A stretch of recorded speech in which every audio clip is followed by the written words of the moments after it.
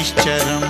नीलाञ्जनसमाभासं रविपुत्रं यमाग्रजं छायामार्तण्डसम्भुतं तं नमामि शनैश्चरम्।